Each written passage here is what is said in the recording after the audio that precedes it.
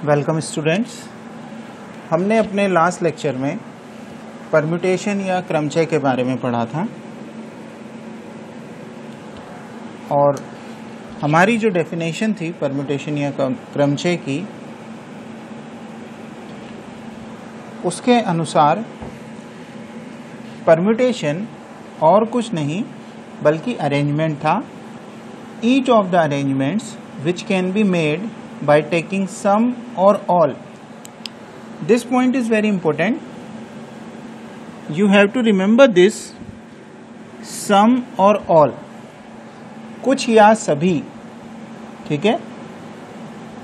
Given things, जो भी आपको चीज़ें दी गई हैं उनको लेकर जितने भी आप अरेंजमेंट बना सकते हैं वे सभी परम्यूटेशन कहलाते हैं, ठीक है। दी हुई वस्तुओं में से कुछ को या सबको लेकर जितने प्रकार से विन्यासित किया जा सकता है, अरेंज किया जा सकता है, जमाया जा सकता है, ठीक है, जितने भी तरह से वो अरेंजमेंट जो होता है या वो नंबर ऑफ अरेंजमेंट्स जो होता है वो क्रमचय कहलाता है, ठीक है। यही अरेंजमेंट जो होता है ये क्रमचय कहलाता है, ठीक है। अब हम इसे एक एग्जाम्पल के जरिए देखते हैं कि write down all the permutations of letter A B C D. 4 letter दिए हुए, टेकिंग 3 एट ए टाइम, ठीक है। मतलब कि ए बी सी और डी, इन 4 लेटर्स में से किन्हीं भी 3 लेटर को लेते हुए एक बार में कितने तरह से जमाया जा सकता है ये हमें देखना है, ठीक है। तो इसके लिए हम सबसे पहले ए लेते हैं, बी लेते हैं और सी लेते हैं, ठीक है। ये हमने 3 लेटर चूज कर लिए, ए बी और सी। अब एक तो हम ए बी सी लिखें, एक हम ए सी बी लिखें, अलग अलग हैं, ठीक है। इसी तरह से एक बार हम बी ए सी लिखें और एक बार हम बी सी ए लिखें, अलग अलग हैं, ठीक है। इसी तरह से हम सी ए बी लिखें या सी बी ए लिखें, ये अलग अलग हैं। तो इस तरह से हमने ए बी सी डी में से 3 लेटर लिए, ए बी और सी, और इन तीनों लेटर से हमने अलग अलग तरह से कितनी तरह से विन्यासित कर सकते हैं वो बनाया। तो हमारे पास 1 2 3 4 5 और 6 प्रकार हमारे पास आए, ठीक है। अब अगर मैं इसी को आगे बढ़ाता हूं और मैं अब आपसे कहता हूं कि हम एक अलग तरह पे जा रहे हैं, 7वें तरीके पे, जिसपे हम ए को नहीं लेते। तो अगर हम ए को नहीं लेते तो हमारे पास बी सी और डी होगा, ठीक है। तो जिस तरह से हमने ए बी सी लेके 6 बनाए थे उसी तरह से ऑब्वियसली हम यहाँ पर भी 6 कॉम्बिनेशन बना सकते हैं।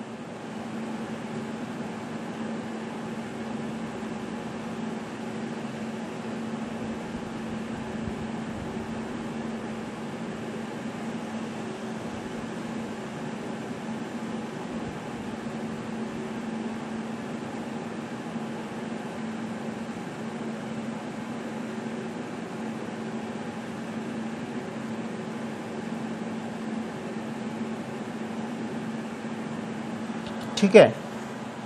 अब अगर मैं इसी को आगे बढ़ाऊं तो मैंने अभी तक पहले ए को छोड़ा, पहले डी को छोड़ा, फिर ए को छोड़ा, अब हम बी को छोड़ लेते हैं। तो इस तरह से हमारे पास बनेगा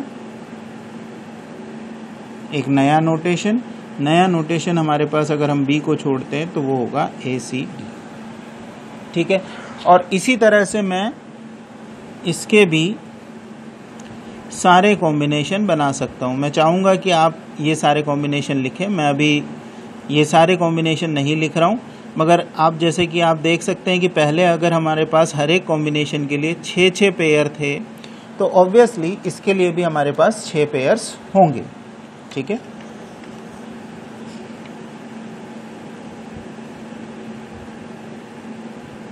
तो ये कितने हो गए? 6, फिर 6, फिर 6। ठीक है, अभी तक हमने सबसे पहले जो था वो ए को छोड़ दिया, सॉरी डी को छोड़ा था, फिर ए को छोड़ा था, बी को छोड़ा था। अब अगर हम सी को छोड़ते हैं तो हम बनाएंगे ए बी डी। ठीक है, और ऑब्वियसली हम अगेन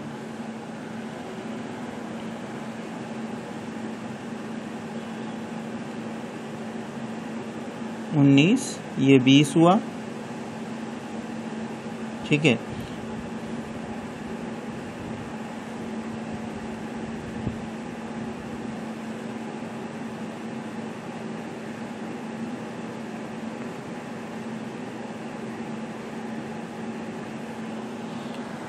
इसके भी 6 पेयर्स हम बना सकते हैं। तो ये जब हम 6 4 तरह से 6 के पेयर बनाया। ठीक है, पहले पेयर के अंदर हमने डी को छोड़ दिया, दूसरे पेयर के अंदर हमने ए को छोड़ दिया, तीसरे पेयर के अंदर हमने बी को छोड़ दिया, और लास्ट पेयर के अंदर हमने सी को छोड़ दिया।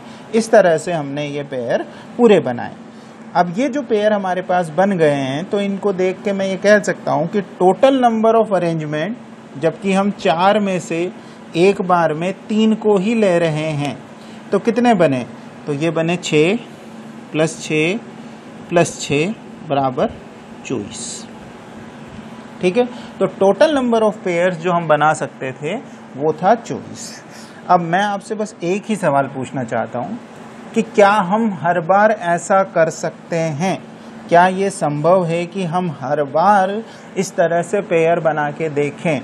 क्या अगर हमारे पास यहाँ पर जो इस क्वेश्चन में दिया था 4 वस्तुएं, 4 चीज़ें थी, अगर सपोज कीजिए आपको कहा जाता है कि एक क्लास में 100 स्टूडेंट्स हैं और 100 स्टूडेंट्स को 2 सेक्शन में डिवाइड करना है, ए और बी, 50-50 के 2 सेक्शन। ठीक है, तो अगर 50-50 के 2 सेक्शन बनाने हैं तो हम दोनों सेक्शंस में बच्चों को कितने तरह से डिवाइड कर सकते हैं? या फिर अगर सेक्शन ए बनता है 50 स्टूडेंट्स का, तो उसमें स्टूडेंट्स को कितने तरह से बिठाया जा सकता है? ठीक है, तो उसका जो आंसर होगा, जबकि 100 स्टूडेंट हुए, वो अगर आप इस अरेंजमेंट से निकालने की कोशिश करेंगे तो बहुत मुश्किल होगा अगर आप इस तरह से करने की कोशिश करेंगे। और 100 तो फिर भी हो सकता है आप एक बार कर जाएं, नंबर इससे भी ज़्यादा बड़ा हो सकता है, और जब इससे ज़्यादा बड़ा नंबर होगा तो हम इस तरह से काम नहीं कर पाएंगे। ठीक है, तो उसके लिए हमें चाहिए कि हम इस परम्यूटेशन को थोड़ा सुलझाएं, इस नोटेशन को थोड़ा इस तरह का बनाएं कि हम इसको ज़्यादा आसानी से कर सकें। ठीक है, तो यहीं से आपका रियल मैथमेटिक्स शुरू होता है। अभी तक का जो काम था वो कोई भी कर सकता था, मगर अब मैथमेटिकल वर्क शुरू होता है कि हम इस चीज़ को मैथमेटिकली कैसे कर सकते हैं। तो आइए हम देखते हैं कि परम्यूटेशन को किस तरह से दर्शाते हैं, किस तरह से इसका कार्य किया जाता है। ठीक है, तो देखिए, मैथमेटिकली हम नोटेशन के ज़रिए परम्यूटेशन को जब दर्शाना चाहते हैं, जब दिखाना चाहते हैं, तो हम लिखते हैं कि if n and r are positive integers. इस चीज़ पे ध्यान दीजिएगा कि ये स्ट्रिक्टली पॉजिटिव इंटीजर ही होना चाहिए, ये धनात्मक पूर्णांक ही होना चाहिए, such that r is greater than equal to 1, greater less than equal to n। ठीक है, then the number of all permutations of n distinct things taken r at a time is denoted by the symbol PNR or NPR. So if we have n things and among them we have to choose r things to arrange, okay, since we are finding permutations, so I can say to arrange these things. Okay, so if we have n positive integer things, remember this thing, positive integers things, and r among them we have to choose r things. R is again positive integer, and obviously since it is an positive integer, it is greater than 1, and obviously this is less than n. So we have to choose these things and arrange them. In that case, we denote this permutation by the symbol PNR or NPR. Do remember these symbols, and most probably and most normally we use NPR for permutation of n things, permutation of r things amongst n things given. Okay. यदि n तथा r दो धनात्मक पूर्णांक हों, ध्यान दीजिएगा धनात्मक पूर्णांक, ठीक है, मतलब 1 2 3 4 5, कोई भी नेगेटिव नंबर नहीं आना चाहिए, ऋणात्मक नंबर नहीं आना चाहिए, इसी के साथ में कोई भी बटा बटी की संख्या 2/3, 1/3 या 10/15, ठीक है, इस तरह की बटे की संख्याएं नहीं आनी चाहिए, ठीक है। इस प्रकार है कि r का मान 1 और n, ऑब्वियसली ये धनात्मक पूर्णांक है तो ये n 1 से बड़ा होगा, और n से, क्योंकि हम नंबर ऑफ थिंग्स जो हमें दी हुई चीजें हैं वो n है, तो अगर सपोज कीजिए हमारे पास 10 चीजें दी हुई हैं, तो या तो हम 10 की 10 में से सेलेक्ट करेंगे, या फिर 10 में से 5 में से, 10 में से 7 में से। ऐसा तो नहीं हो सकता कि हम 10 में से 10 चीजें हमें दी हुई है और हमसे कहा जाए कि 12 चीजों को कैसे जमाओगे। जब आपने दिया ही 10 है तो आप ऑब्वियसली इससे कम या इसके बराबर ही रहेंगे, ठीक है। तो इसीलिए r का मान 1 और n के बीच होता है। तो n विभिन्न वस्तुओं में से r वस्तुओं को एक साथ लेकर बनाए जाने वाले क्रमचयों की संख्या, मतलब n में से r को एक साथ लेना है और उससे जो बनाए जाने वाले क्रमचय हैं उनकी संख्या को हम NPR या PNR द्वारा निरूपित करते हैं।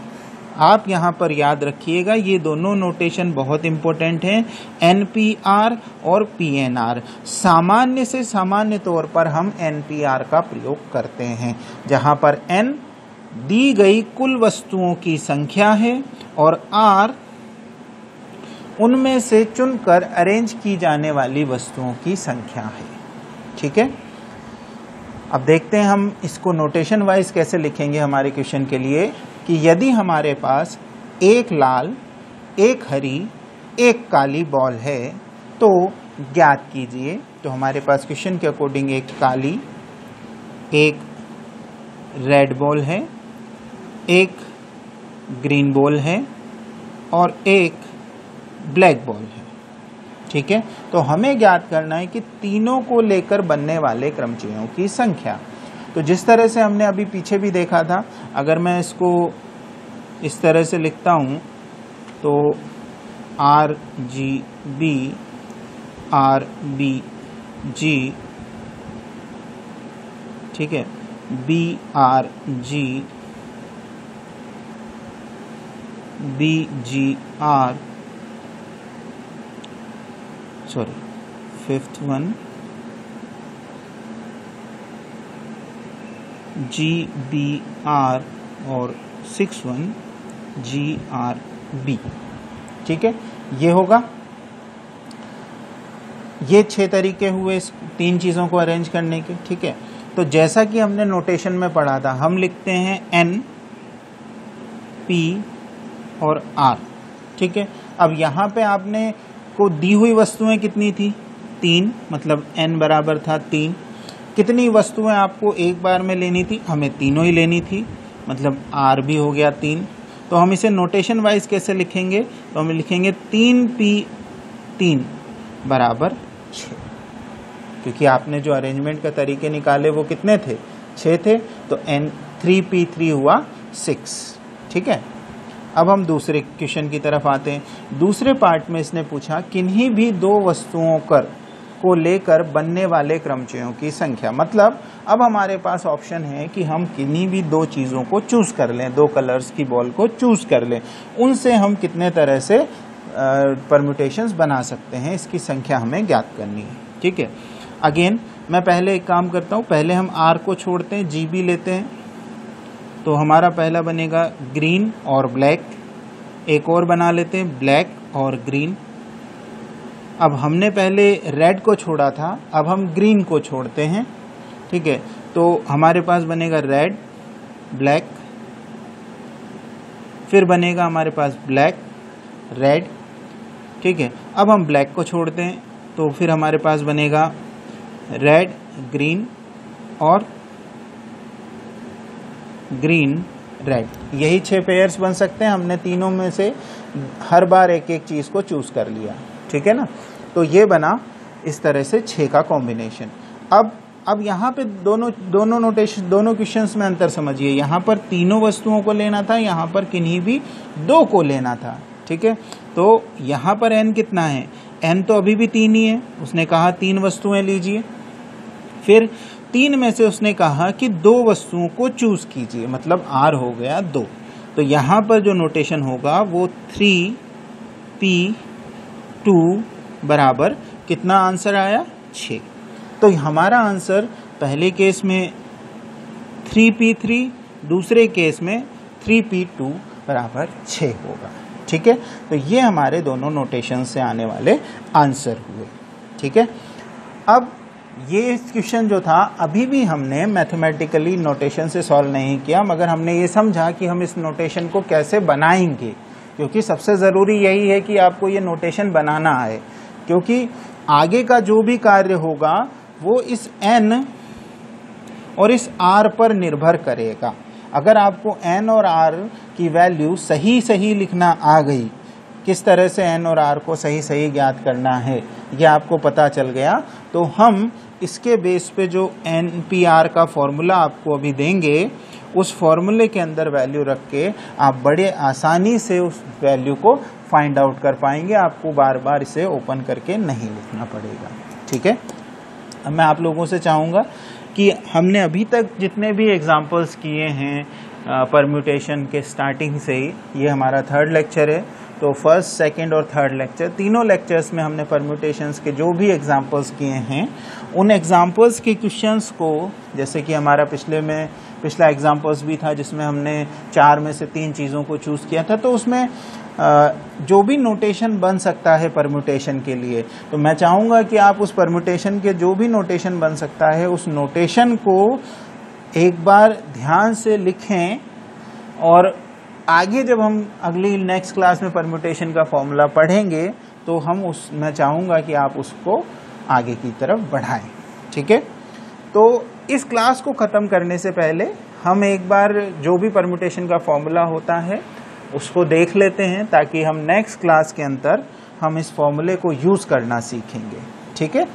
और कैसे फॉर्मूला आया और कैसे फॉर्मूला बदला, इस चीज़ को सीखेंगे। तो देखिए, एक थ्योरम की फॉर्म में ये जो फॉर्मूला होता है NPR का या PNR का, उसे हम इस तरह से लिखते हैं, NPR PNR बराबर n-1 into n-2 up to n-r-1। r-1 का मतलब हम ये कह सकते हैं कि जितनी भी r चीज़ें हों उनमें से एक कम को हम घटाते हैं, ठीक है। फिर हम इसको अलग नोटेशन में ले जाते हैं और वहाँ से फैक्टोरियल नोटेशन में ले जाते हैं। हमने फैक्टोरियल नोटेशन भी इसी के लिए पढ़ा था, ताकि आपको याद रहे कि जब हम NPR को n factorial upon n-r factorial लिखते हैं तो इसको कैसे वर्कआउट किया जाता है, ठीक है। अब ये जो फॉर्मूला है, इस फॉर्मूले से हम यहाँ तक कैसे पहुँचे और ये फॉर्मूला हमने कैसे लिखा, ये हम अपने नेक्स्ट लेक्चर में सीखेंगे। मैं आशा करता हूँ कि आपको अभी तक का लेक्चर समझ में आया होगा। अगर आप चाहें तो जो हमारे पास, जैसे ये हमने लास्ट एग्जांपल किया था 3p3, 3p2, तो इसमें n और r की वैल्यू आपको दी हुई है, तो चाहें तो आप इस फॉर्मूले के अंदर n और r की वैल्यू को सब्स्टिट्यूट करें और उससे आने वाले आंसर को चेक करें कि क्या वो आंसर वही आ रहा है जो आपका इलोबरेट करके, मतलब आपने जब खोल के पूरा किया था तब जो आंसर आ रहा था, क्या आपका आंसर अभी भी वही आ रहा है, ठीक है। तो हमारे नेक्स्ट लेक्चर के अंदर हम इस फॉर्मूले को समझेंगे, इस प्रमेय को समझेंगे और साथ ही में इस पर बेस्ड कुछ एग्जाम्पल्स भी करेंगे। चलिए, अब नेक्स्ट लेक्चर में मिलते हैं। अगर आपको कोई भी क्वेरी हो, कोई भी प्रॉब्लम हो तो प्लीज़ कमेंट्स में लिख के मुझे बताइएगा, मैं आपको वहीं पे जवाब दूंगा, या फिर मेरा व्हाट्सएप नंबर आपके पास है, आप व्हाट्सएप पे मुझे अपनी प्रॉब्लम्स सेंड कर सकते हैं। चलिए, थैंक यू।